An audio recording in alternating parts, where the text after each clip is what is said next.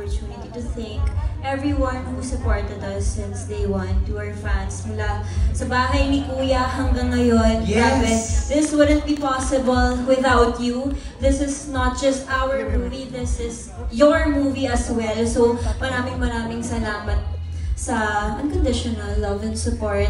And ayan, malapit yun na po makilala si Vic, LA, and Savannah. Kaya naman,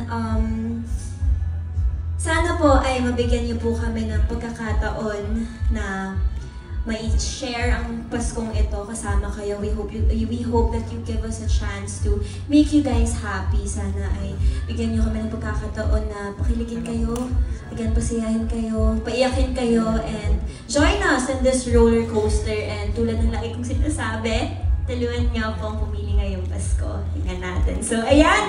Love you so much! This Christmas na yan! Maraming salamat po.